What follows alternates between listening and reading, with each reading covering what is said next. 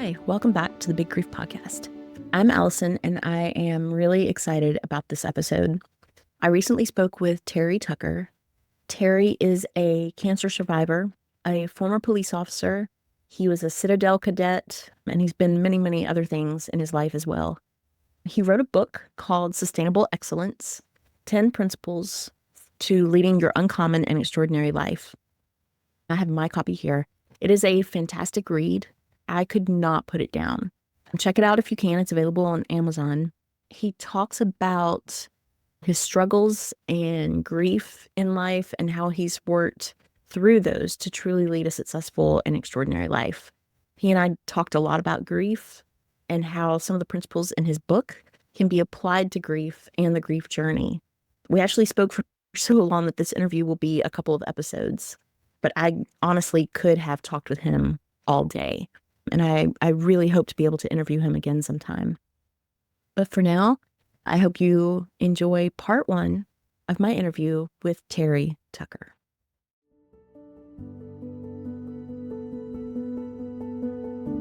So, Terry, I was going over, let me just tell you, I read your book in 2 days.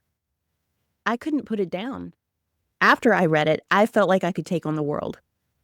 I was so motivated after I read it, and I don't think I was expecting that.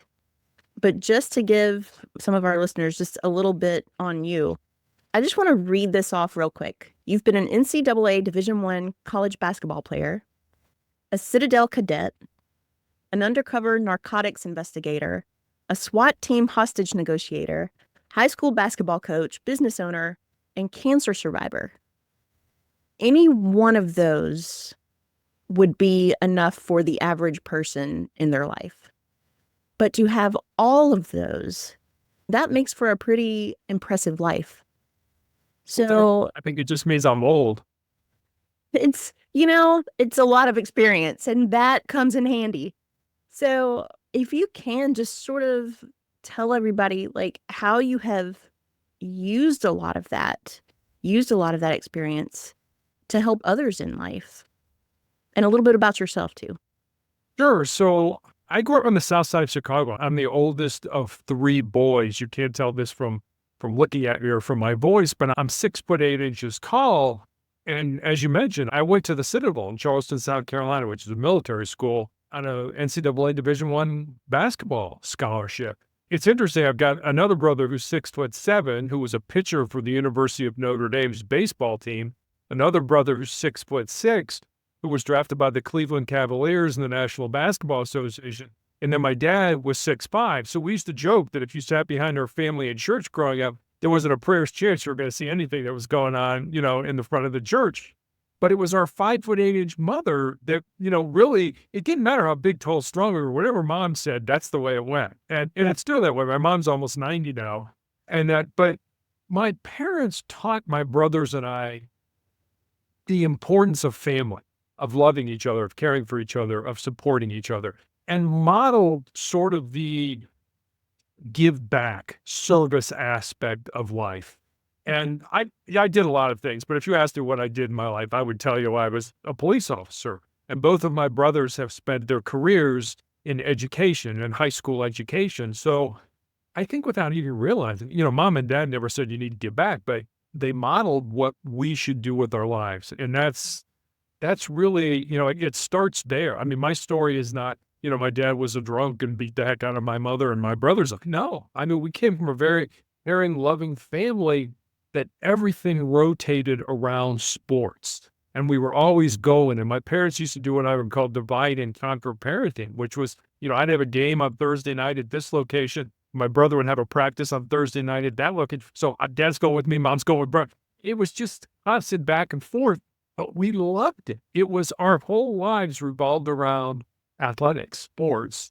And we were all lucky to play in college, and my one brother to be drafted professional. So that's kind of where that's kind of where it started. And then I've just used that throughout my life to try to make a difference, to try to make an impact on the lives of other people. I think it's more important in our lives, fame, fortune, money, power, influence, they're great.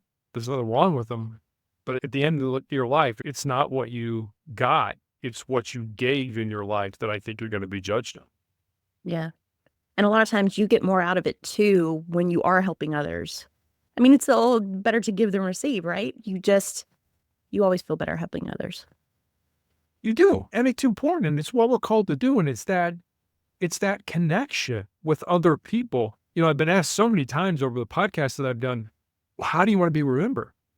Honestly, I don't want to be remembered. I could care less if anybody remembers me. But what I want now, why I'm still alive, while I'm still here, are those connections with people. And I think social media allows us to stay on the surface and not go deep. And I remember hearing a story about a psychology professor at the University of Chicago who does this experiment with his students. He makes them go out and get on a bus. And the idea is in 3 questions to be deep with somebody. So you get on a bus, sit down next to somebody. Hey, how you doing? I'm fine. How are you? That's question 1. And I'm just making this up. Question 2, well, what do you do for a living? Oh, I'm a doctor. Question 3, have you always wanted to be a doctor? Now, it doesn't matter what they say. They could say, no, I grew up on a farm and I wanted to be a veterinarian, but X, Y, and Z happened.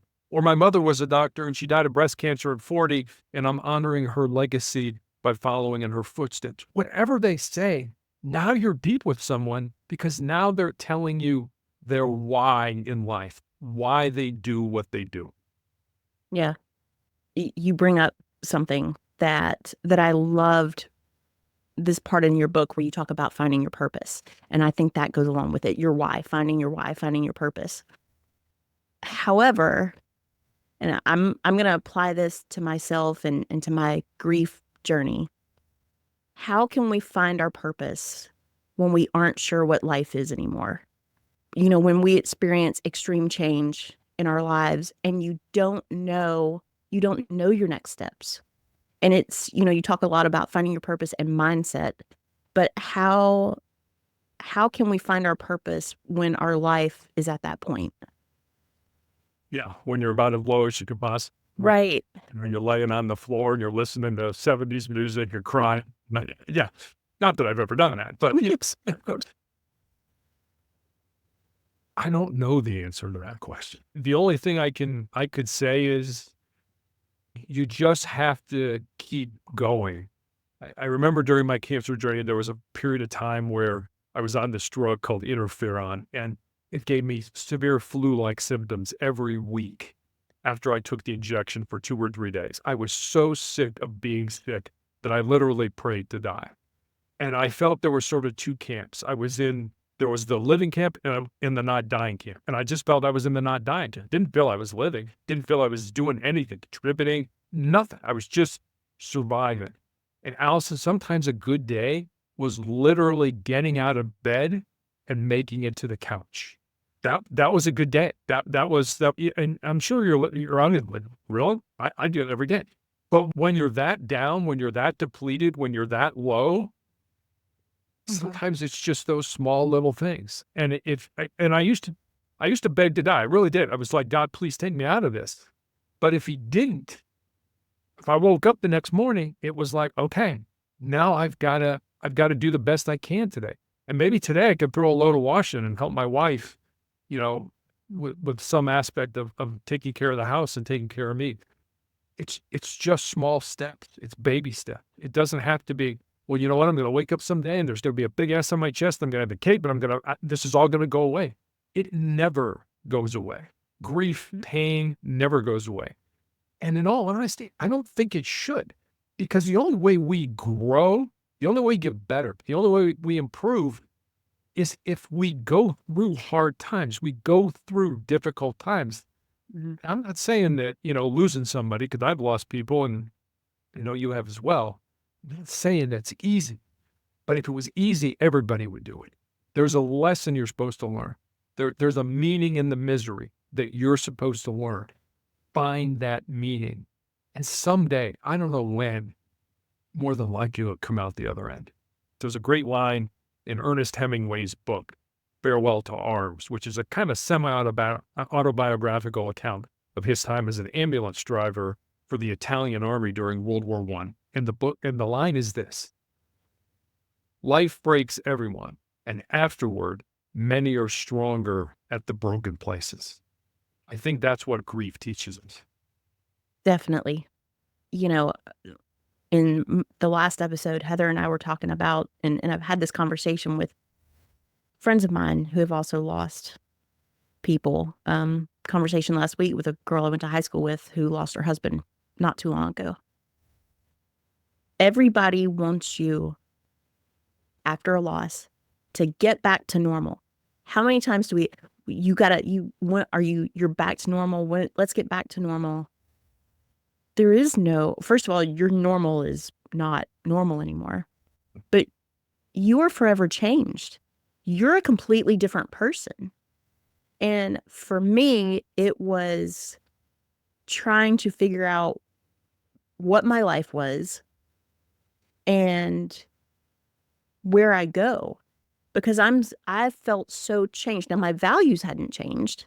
My morals hadn't changed, but I no longer had those people in my life who I could look to for guidance, for, for anything, for, that was gone. And so I struggled a lot. You talk about, not wanting to lose grief and how it stays with you. I needed grief to stay with me.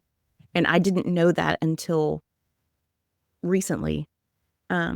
Because I feel like it has made me stronger. I certainly wouldn't be doing this if I hadn't gone through what I went through.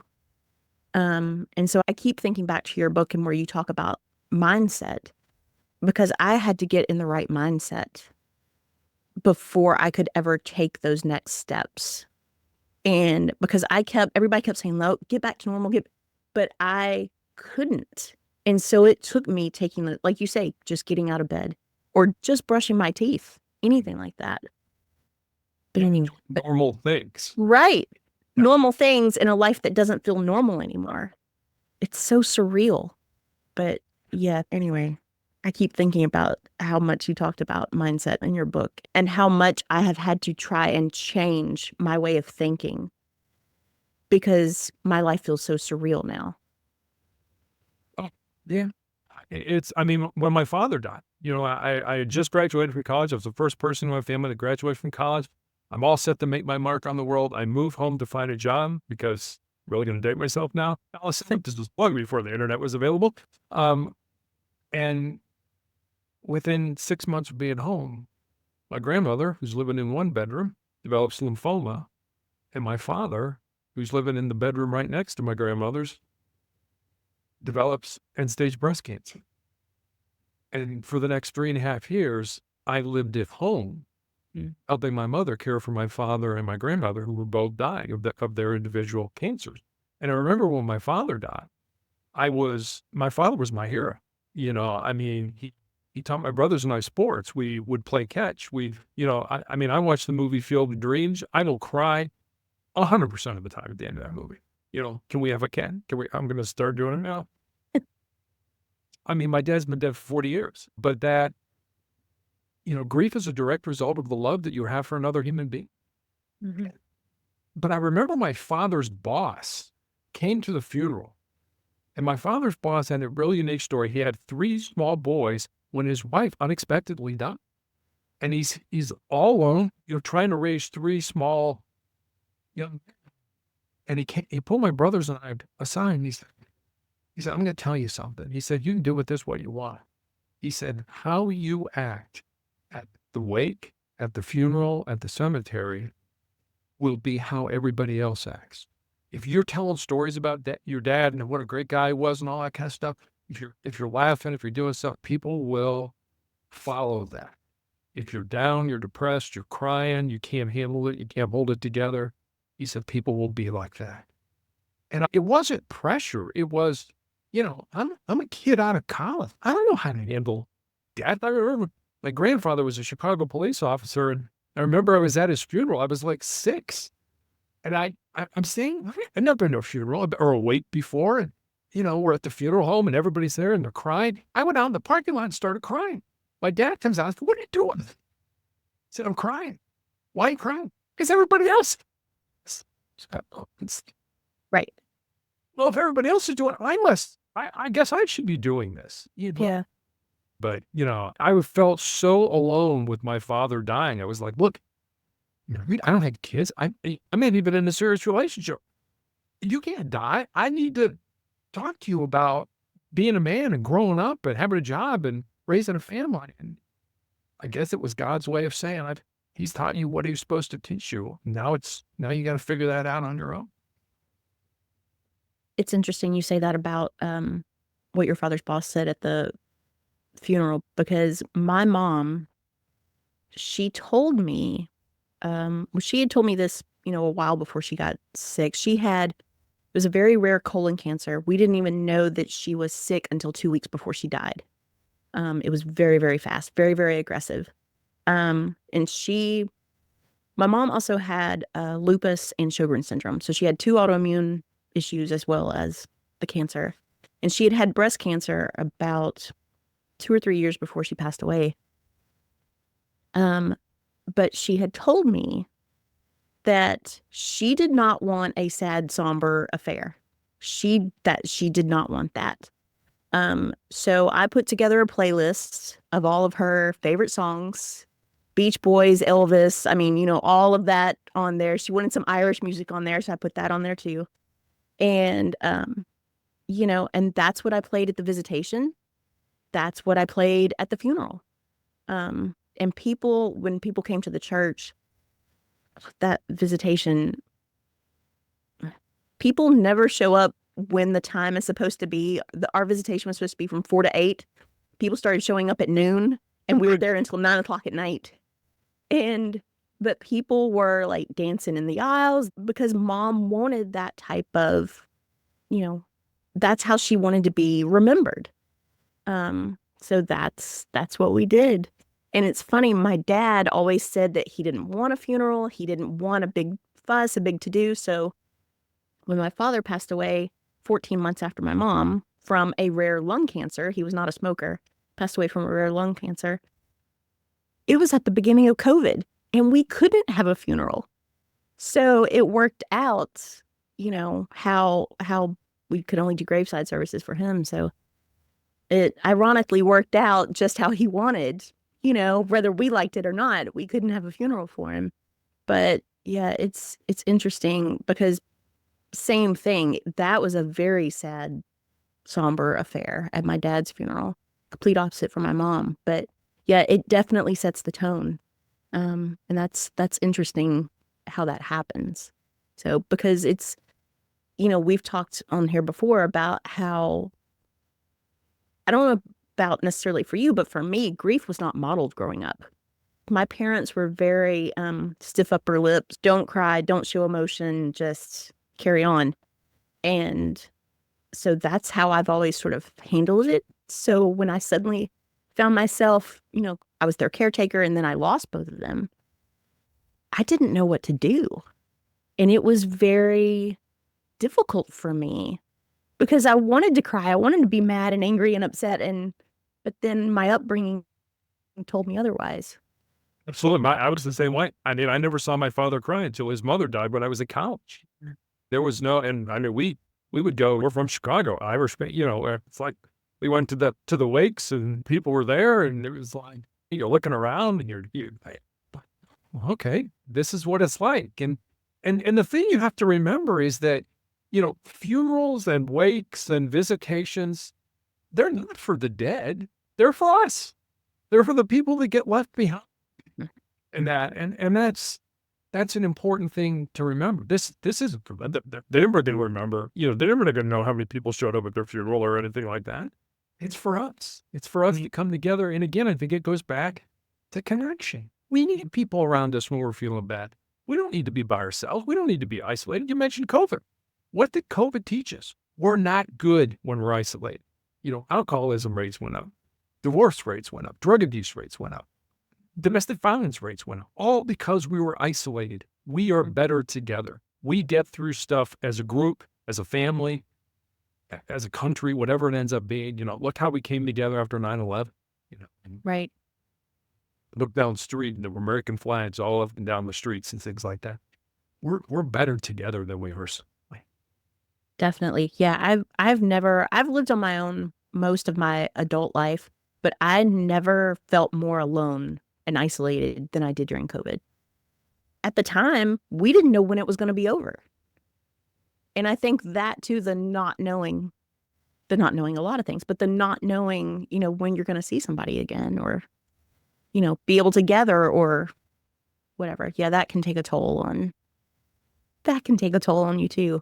Absolutely. I wrote down, I spent a lot of time on principle number 2 in your book. In fact, I highlighted quite a few pages in there. And principle number 2 says, most people think with their fears, speaking of COVID, most people think with their fears and insecurities instead of using their minds. And in that section, you say, we don't like to live in an uncomfortable state, but that is the only place where real growth can occur. Um, How does our mind work against us when we let those fears and doubts creep in?